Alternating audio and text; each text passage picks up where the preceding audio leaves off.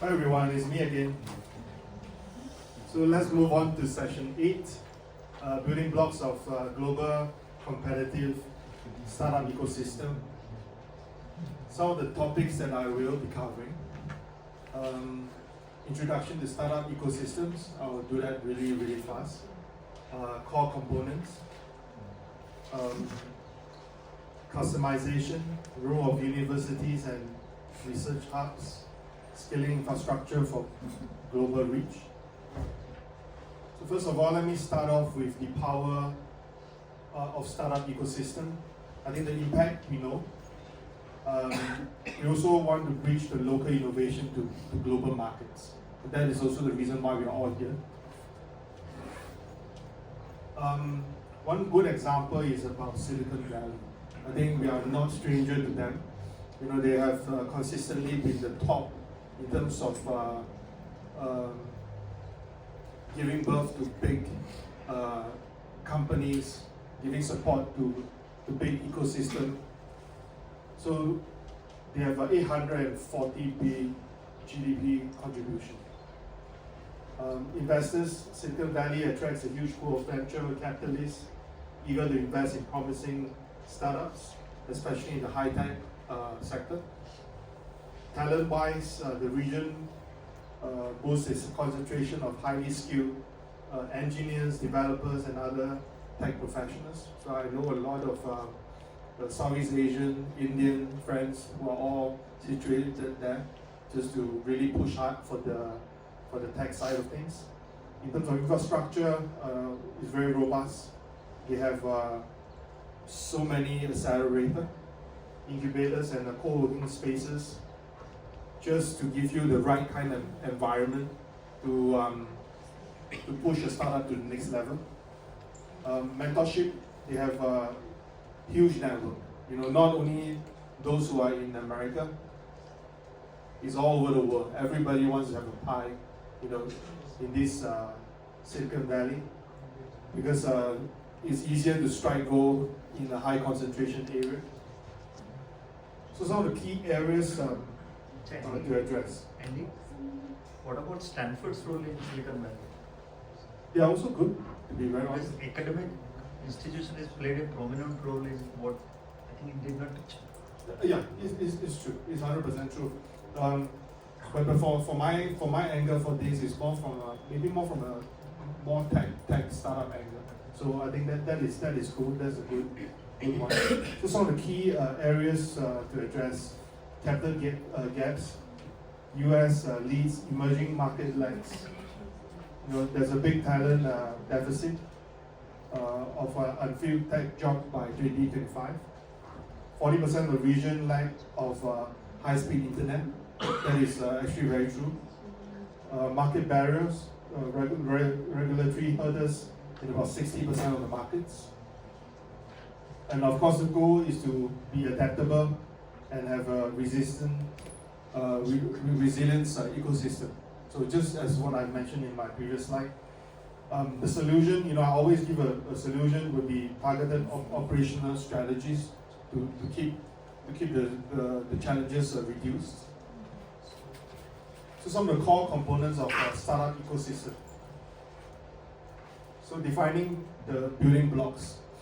So this we will go in a little bit more. So we want to look at capital, because capital is most important in some ways, because it fuels a lot of the growth and innovation. Sometimes no money, there's no talk, man, right? No matter how good your idea is. Skilled talent, we mentioned this many times in my presentation and also in Bo's presentation. You know, it drives the product and tech development. Technology infrastructure, it really helps to enable scalability, right? We have seen a lot of good projects, to be honest. They work very well in this sandbox, but once they get out to the real world or to specific countries where they are actually located in, the infrastructure doesn't really allow them to do a lot of this idealistic implementation. You know, some of them can be seen very much in the fintech space. Market access, they connect to startup to customer, I think that is very important. So if you have a big domestic market, like what Kevin mentioned, for South Korea, I think that is a big advantage. If you compare this to Singapore, we are way too small. So our strategy is very different from some of these other countries. And of course, you have to be interconnected elements, vary by different region. So first of all, access to capital, I think that is the lifeline in my opinion. So that's why I'm also in this space giving a small lifeline to some of these promising companies. So funds, R&D, hiring, and market entry. Most times, to be honest, it would be R&D first. Market entry, sometimes it really takes a lot of money, so we need other bigger capital funds and so forth to support that at a later stage. Based on this Bain and company, the global VC is about 120 B in Q4 for 2024. And AI startup took about almost half of this deal value, which is really huge. Of course, if you look at the previous years before 2024, I think in terms of clean tech, biotech, cryptocurrency, they also took up a big chunk of this amount. And the regional split, I think US still dominates about 60% of the fund. So that's also the reason why we look at different ecosystem in US. And the impact is a capital-rich ecosystem definitely can help to grow the whole value system at least 2 times faster. So this is the global venture cap funding, strongly rebounded at the end of 2024. You can see the change in numbers.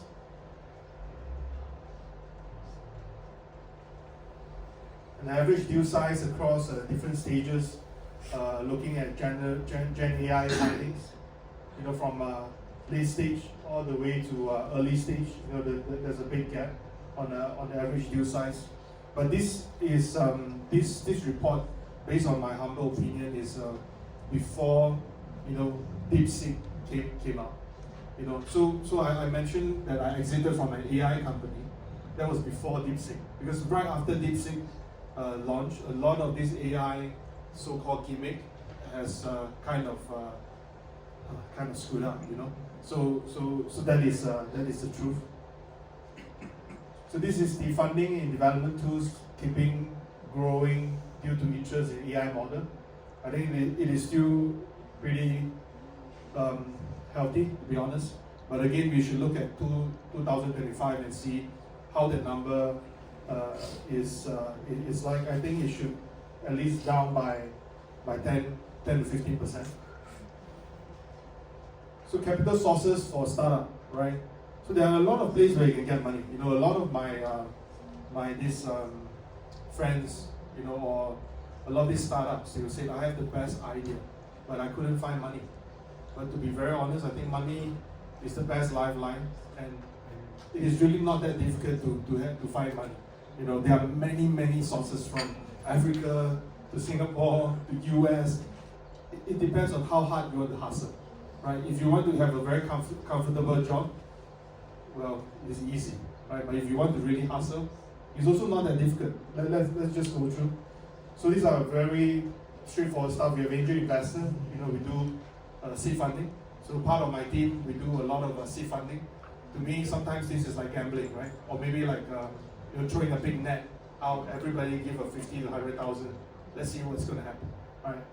Then venture cap, so scaling and growth capital. So I believe in more of this segment, because I think this segment in some of the business, tech business especially, the growth rate is very much predictable. So it's a bit more stable. Government grant and R&D, for R&D support and so forth. Government grants usually are very limited. There's no way they can give you big amount to really scale big time, unless you are really being identified to be one of the unicorn. Then the kind of support that they give you will be very different. Crowdfunding, community-driven funds. So in the past, we have this Kickstarter and so forth. And right now, I think a more popular way to raise funds, if you're a tech project, you could look at cryptocurrency. So cryptocurrency, what they do is they give you the ability to raise funds based on your idea, and depends on how big your community is. So that is actually a bit more fair. Then the VCs and the big sovereign wealth fund can actually come in later when your product is a bit more mature, right? Corporate VC, backed by big companies.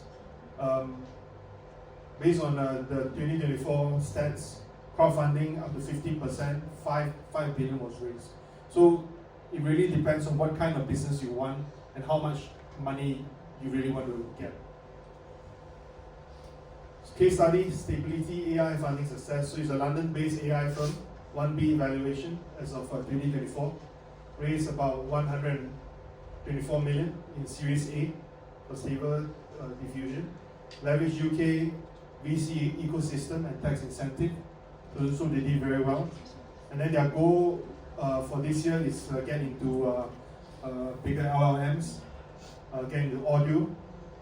And the lessons that I think I really want to share is, again, because they have the big support from a specific region or country, it helps to accelerate through the breakthrough.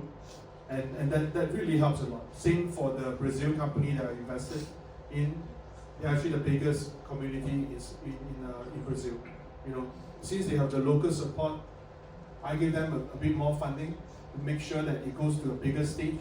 And then later on, I hope we can get a whole of bigger VCs to come in to push it to another level, right? So I think that's a very good lesson learned. Next would be skilled talent, the human capital. We are all human, we are all here. We know how important it is. We need people to drive the business, right? So innovators, power startup ecosystem is one of the key. So in 2024, I think AI, machine learning, data science skill is really in demand. So if any of you are really into the training aspects, or if you want to get more skilled workers or inspire more people, I think 2025, this will still be one of the core. 82% of the firm of the companies use AI for talent training. The talent gap right now is, like I mentioned, 3.5 million tech jobs unfilled by 2025. So if people is telling me that they can't get a job, or they want to be as lazy as I am, I don't have a job, then they must be not looking really that hard. There are a lot of other opportunities around, and some of them you will be surprised that they only require you to sit at home and give you at least a $5,000 paycheck every month. It's not bad, right? I think. So example, Bangalore's 500K plus tech workforce. I think that is a big pool that you can tap on. And the impact, talent-rich ecosystem, innovate 30% faster. These are all backed by data, So let's really take a look at this. Talent acquisition strategies. I think we work with universities. In our case, we work with pre-universities or diploma students. We get all of them, train them right before they graduate. We use mentorship programs to retain them, since we are giving them a certain level of guidance. Of course, some of them, they offer equity. Where they say, oh, you come to join my company, I'm not going to pay you a salary, I give you equity. Right? Maybe you are working for peanuts, but it depends. It's a gamble, right? Remote work, I think that is one of the very, very key things. Many of my own friends in the crypto space, everybody is working remotely, which is good. You can get access to a lot of different talent pool. But the downside is you're working 24/7 with many different kind of people from different region and time zone. I think the culture is to foster innovation-driven workplaces, right? It's not bounded by where you are and who you are with or which table you are seated at. It's all remote. 46% of the startup prioritize flexibility. So this become a bit of a norm, especially in the tech companies after the COVID-19 pandemic. So 46% in 2024. I believe 2023 the numbers would be a lot higher. So case study, Berlin Creative Talent Hub. I don't want to give you all those Southeast Asia or Asia kind of context, but take a look at Berlin. They have diverse talent pool, 200,000 tech workers as of 2024. I think it's very sizable. Attracted 50% of the Europe creative startup. They offer affordable living. One good sample example would be SoundCloud's Berlin Roots. That's how they build their startup right at Berlin. And of course the challenge is still about retaining the talent, right? Because what Berlin can offer, maybe when Singapore suddenly wake up, they say, let's offer more. That could pull some of the talent away. And the lessons is culture and the cost to draw the talent, because there are actually a lot of talent.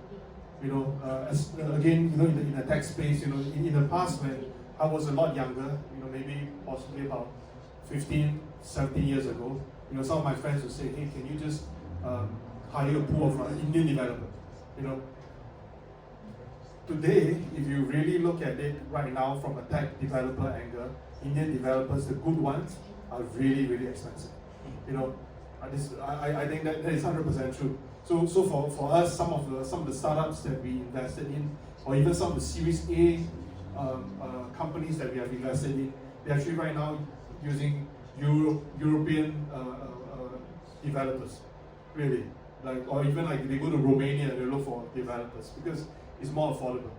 So that is how things are shifting, in today's context. Tech infrastructure, I think, is very important. Right? No infrastructure, there's nothing much you can do, right? So cloud, data center, and all this connectivity is really key, especially internet, man. If you need to do work in today's context again, speed of the internet is really fast. Is really important, right? So here the internet is not really good based on my own humble opinion. So in order for people, maybe in Mongolia to really drive the business up, I think maybe the internet got to improve. So 2025, 90% of the startup adopt cloud. I think, to be honest, I think the numbers should be a lot more.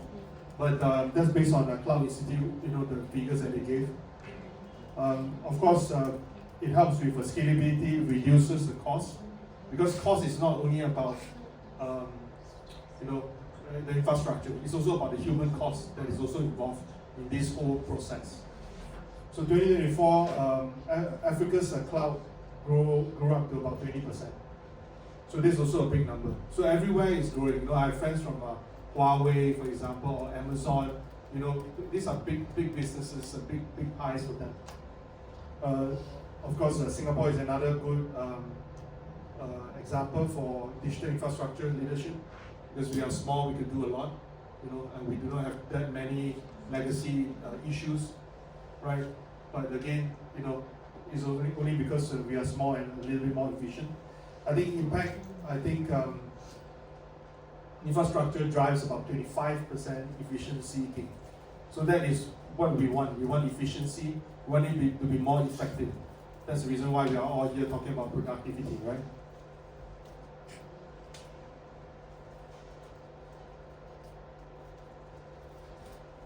Next will be a cloud case study, about Trackly. It monitors about 960 million APIs every month. So they are the biggest actually. They uses AWS for global reliability. They cut infrastructure costs by 40% with cloud. Expanded to 50 plus countries seamlessly. And for this year, based on what I know, they are looking at edge computing integration. This lesson is a no-brainer. The cloud powers rapid growth. In fact, everybody should be on cloud. Nobody is on some linear network anymore. Next point would be a customer reach. Is very critical for revenue and growth. tools like e-commerce, partnerships, digital ads. These are tools that you could attract your customer. 2024, 60% of startups sell globally online. In fact, if you are doing the commerce business, you could do drop shipping. There's tons of things that you can do. Right now, I have friends who are actually making about 20,000 pounds every month just from t-shirts. So they just design a t-shirt, they sell it, they just design it and then get the local people to sell the t-shirts. They make 20,000 pounds every month. Yeah, so that is actually very impressive. So there are different ways to make the business work. So example, I think India 1.4 billion market for B2C is obvious choice. You have people, right? Same for China. You have people. You could always sell, right? So that is one of the key things. Of course, the challenge sometimes is about regulatory wars. Like recently, our good friend tariffs. It's the tariffs, tariff, tax everybody. But it's a joke, anyways. But so these are some of the challenges, and I think the impact would be market access doubles the growth. Because if you get a good market, you start your company in a good market that has good support. I think the growth is huge, man. 100%, very, very big. Case study about the Lithuania startup, 3 GW projects globally. They raised about 89 million in Series B, expanded into EU markets and US partnership. Target will be Africa, solar market. So I think what this lesson tell you is you need to go to market with a proper strategic strategy so that you can enter the market more effectively. Regional differences in ecosystem components, different region variation, why it matters, right? So I talk about adaptation. So ecosystem differs in different strengths and gaps. So based on last year's GSER statistics, customization will definitely drive bigger success. Same for Silicon Valley, I mentioned, capital and talent leader. They have always been one of the core, whatever kind of developer you want, they can get it almost immediately. Of course, that is equipped with proper money. So with money, you get almost everything.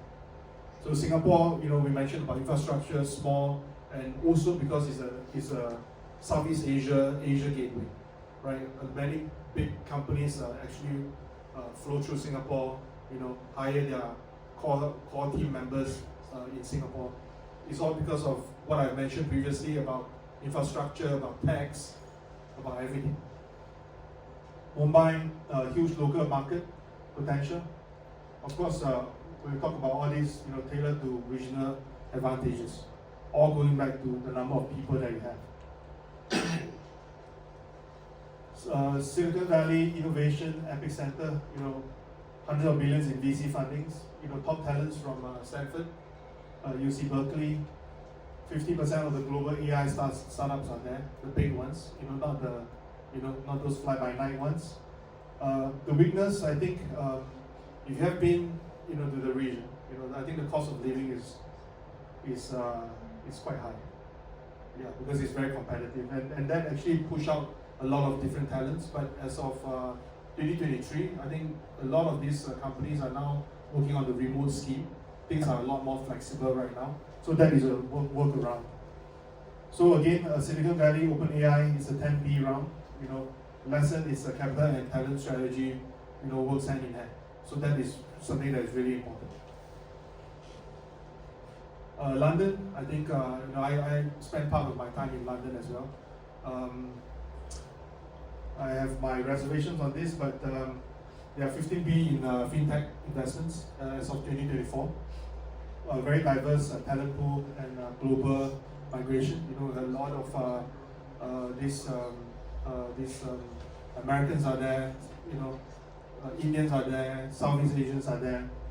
Weakness, I think there's a 40% drop in late stage funds post-Brexit. So again, this goes back to how the policies are being maneuvered, and that also caused a drop in late stage funds.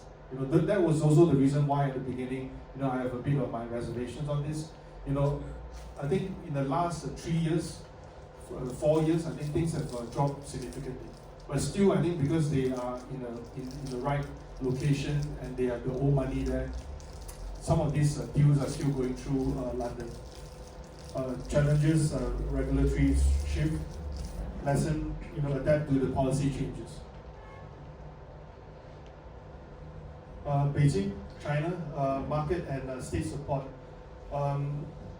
2024, there's 20 billion in government tech funding, 1.4 billion consumer market access. I think the weakness is a VC decline due to regulations. There are still issues on how to bring out the capital, how to bring out your profits and so forth. Of course, there are proper ways that you could do it, but this thinking, is still around, even to today. So it's true 50-50. Example like Thailand, a global reach. They did the TikTok and so forth. So they are really really global. Challenge will be geopolitical tensions. China-US relations are always really colorful. So these are some of the things. I think lessons would be to balance between state and private capital. So for ourselves, because we are private capital, we work very closely with maybe on the state level, or province level, or sometimes even on the national level with a sovereign wealth fund, or maybe some other pension funds in different countries. So we try to invest in companies, especially those who are in Series B or late Series A. We try our best to find a good balance between them, because we do not want to lose money, and we do not want to, get stuck, even when we make the money. So these are all really important things. But overall, I think China market accessibility, I think right now is okay, to be honest. So all of you should also really take a look. Singapore again, man, same story. Not going to repeat, but I still think that one of the key factor is the mindset. Being inclusive as a Singapore government, as a small country, I think gives us a bit more competitive advantage versus some of our neighboring country.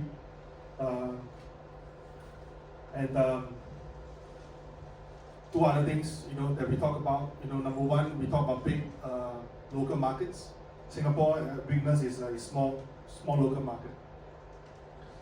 Talent shortage, I don't think so, but it's also one of the key things. And I think location is still the strength. Because of location, we are able to draw in good amount of fundings and capital. That also help a lot, with all these startups. Mumbai B2C boom, I think that is a no-brainer. It's really, really huge. Population, 1.4 billion, growing middle class. 2024, I think Zepto, 200 million, quick e-commerce race. That one is impressive, because back when I heard about the news and so forth, I thought it would never happen. It's 2024. Why would e-commerce be able to raise the money? But anyways, since they can make it, I am cool, man. God bless. And the weakness is infrastructure and regulatory bottleneck. Right? We briefly mentioned about the cryptocurrency scene, right, in India. So a lot of these regulations, if it can be improved a little bit more, those talents will not move to Dubai and so forth, right? There will be big amount of opportunity for you to tax them, right? Massive local demand. Challenge is global scaling, right? So how you raise that money locally, I think is okay, but how you scale it globally would be another issue. So lesson learned would be local market as a launch pad. So imagine if they can get such a big valuation in the local market, how much would that be when they really scale up to everywhere else? Southeast Asia, UAE, and so forth. Okay, this Africa. So mobile payment adoption, 80% of adults is really crazy amount on how they do their payments as well. So M-Pesa, 1B revenue, this is also crazy. Everybody is using M-Pesa, and recently I know one of my friends is also Korean. They are trying to tokenize this M-Pesa service, with the local Kenya government. So, but one big weakness that I really see is limited VCs, and I think the infrastructure there's a big gap. Although you have a mobile phone, it's easy to transfer money, but the VCs are not really buying that strategy. And if I'm not wrong, major investor in that region, would be from South Korea. I think they're very actively investing there. Chinese companies, they're also heavily investing there. But then, it's really hard to see how, what's the next level that they dare to invest. It's always, it's good enough money, but very limited. But their strength is incredible, man. If you look at this from a worker force, if you want remote working force, tons of young people, and it's very affordable. So this is a really big thing. 2024, 500 million in fintech funding. Lessons learned will be leapfrog with mobile tech, because it's easy, everybody has it.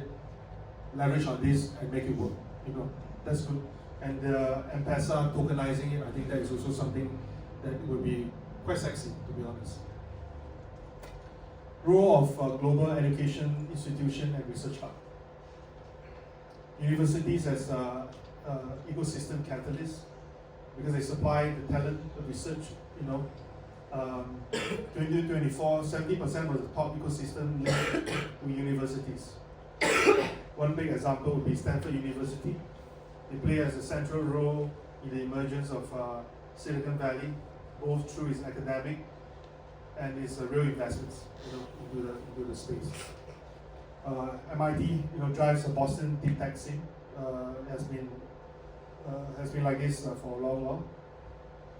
Goal is to bridge academic and industry. I don't know how many of you are academics, but sometimes academics theory don't really work very well, in the real space. But whatever the case is, I think trying to narrow down the gap is one of the key things. And the impact is 40% more in innovation. So university is really one of the breeding ground for all the startups. Case study, Stanford, talent factory. 30% of the Silicon Valley startup from grads. StartX incubated about 200 companies. Alumni contributed to about 1.2 trillion to GDP. So it's a really big number. The strength is about research and network. It's about connections. It's not so much about just the brand, it's about the connection. Focus is the same, AI and clean tech. That has been the focus for last year as well.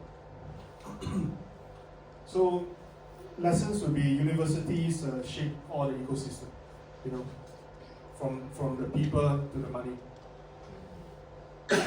MIT Deep Tech Innovation, the engine supports a hardware startup. 2024, 300 million in deep tech funding. Strength is in engineering and research. Example, we form energy battery tech. You can take a example at the site.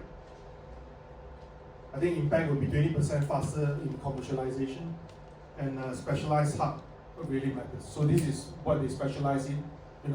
Different from Stanford, different from Silicon Valley. Global universities, example, Tsinghua, China. They have a TUS Park, 100 plus startups born there. IITS in India, Bangalore as a tech talent. UTC in South Africa, so they drive African innovation. 2024 university drives about 40% of the ecosystem for R&D, and the goal for all these global universities is to tailor programs to local needs. And the impact would be a pipeline of talent, going back to people. Research hub, is a knowledge to the market. So commercialize the cutting edge tech. 2024, 60% of the top ecosystem have hubs. Cambridge Science Park is one of the examples. Partnership will speed up innovation by about 25%. And to be really honest about it, sometimes the challenge for such hubs is funding for early R&Ds. Lessons, hub bridge the lag to market. So whatever the case is, we still need the hub, we still need the labs. Ultimately, we still need to find the right kind of capital to make sure this runs. Infrastructure needs for scaling. Physical and digital infrastructure are very critical. In 2024, 85% of the startup use the cloud, as mentioned. One very good example would be Shopify. They are global e-commerce reach. Everybody know who they are and what they are doing. And they also encourage new creators to be part of their ecosystem. I think the goal will be a very cost-effective, flexible system, impact 30% lower expansion costs. So this is how infrastructure is impacting the businesses and in terms of cost.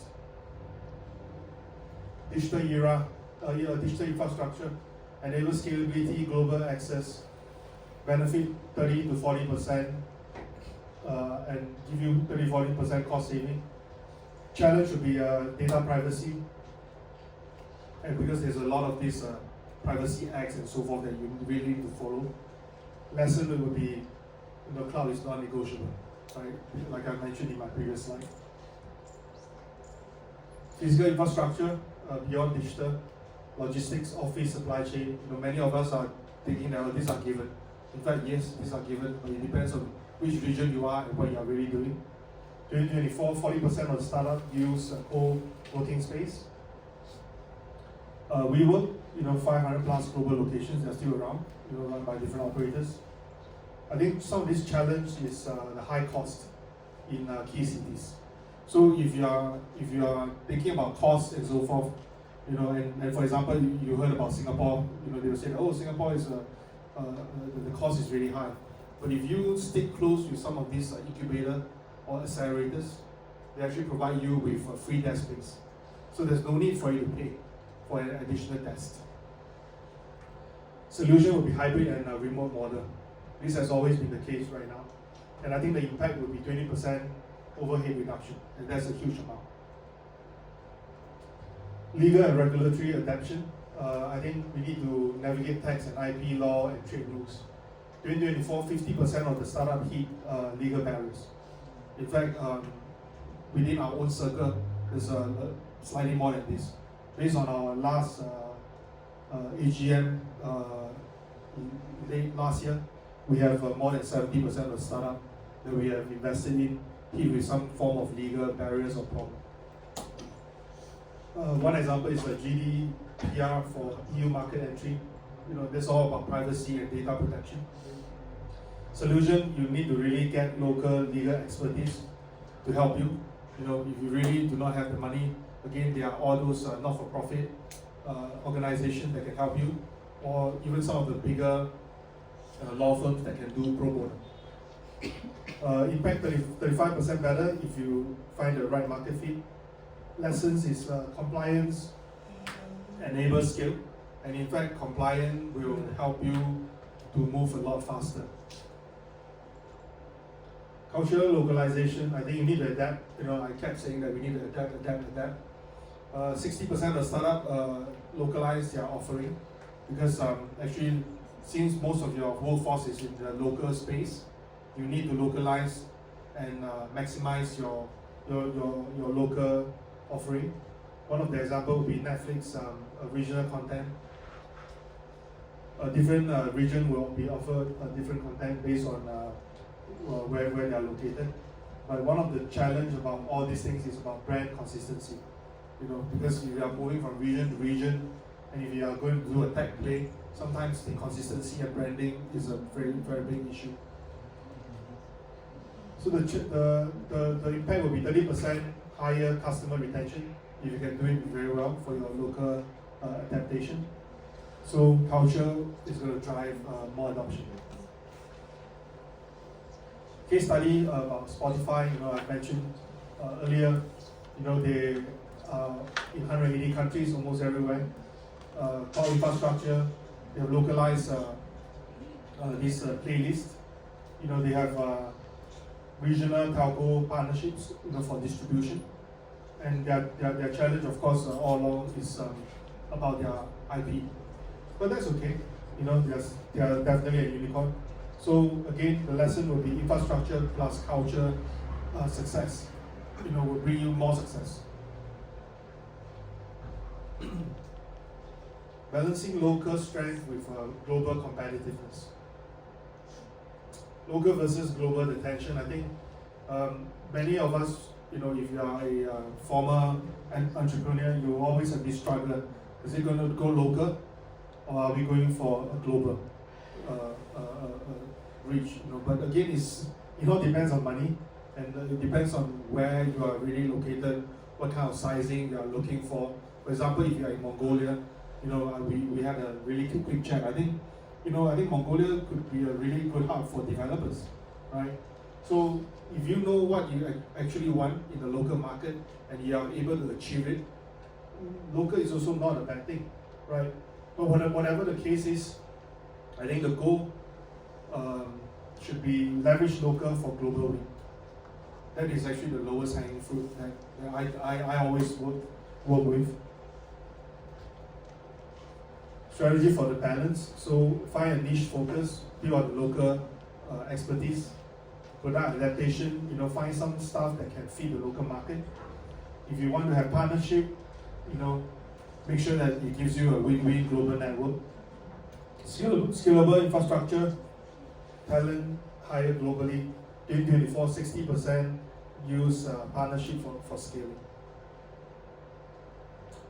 Case study for Israel. I work very closely with a couple of companies in Israel. So I would say they are the cybersecurity leader. Local strength would be military grade tech R&D. Global reach about 10% of the cybersecurity market. If you have time, look at checkpoints. They are a 2 billion revenue company.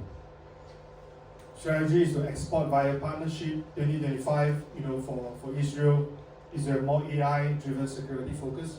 Because AI would actually help them to sieve out a lot of these security flaws and hassles. So the niche to global dominance is one of the lessons that I really want to share. Emerging ecosystem and the rising stars. I think 50% growth in startup density in 2024. Strength is about untapped markets. Challenge is still about infrastructure. Strategy will be digitally flogging. Impact 20% faster growth. So you look for all the emerging ones. So case study will be Zepto, Mumbai-based, as mentioned.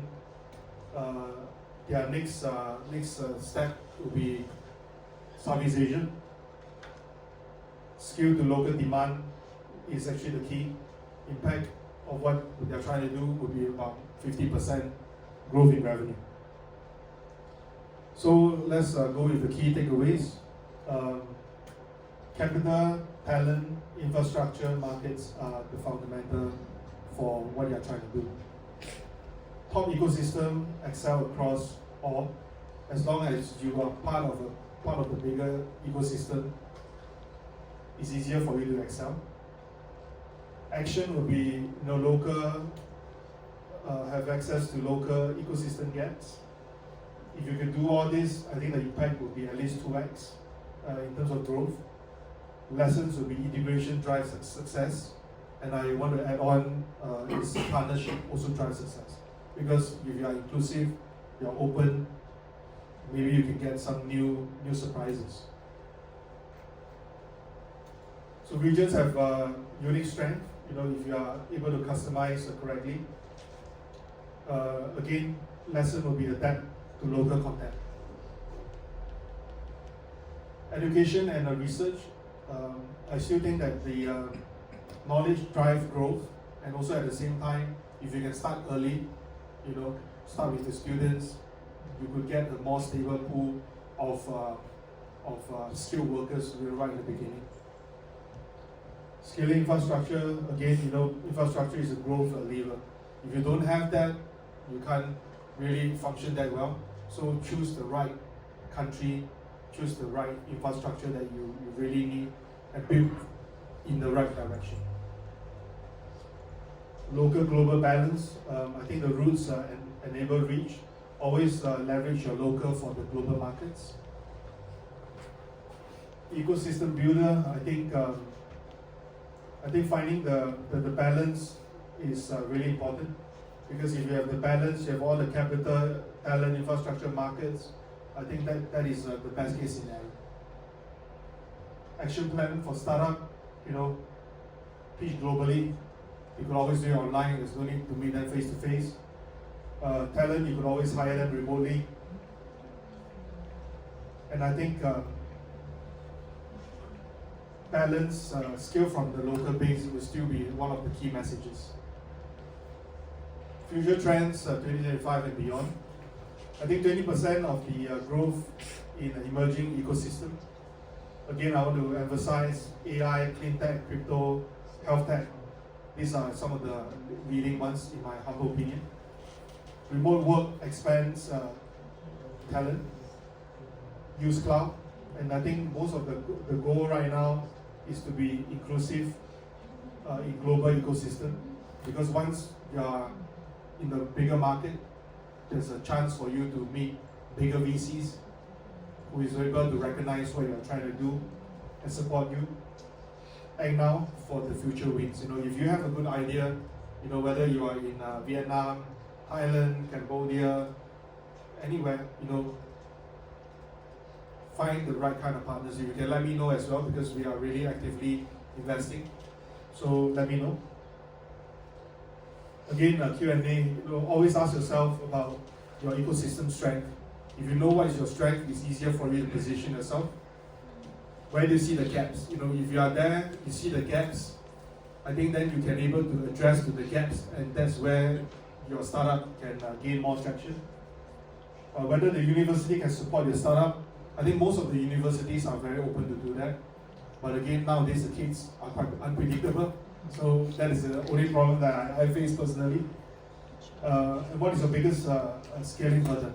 These are questions that you ask yourself. What is the biggest hurdle? Is it manpower?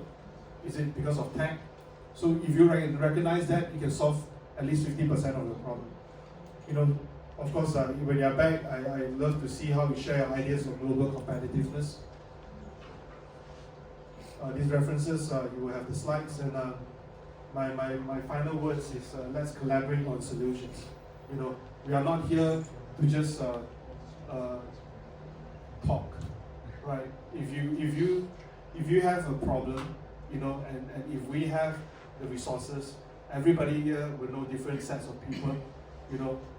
The key thing is to collaborate on the solutions and make it a win-win for everybody. With that, I'll end the presentation. Thank you.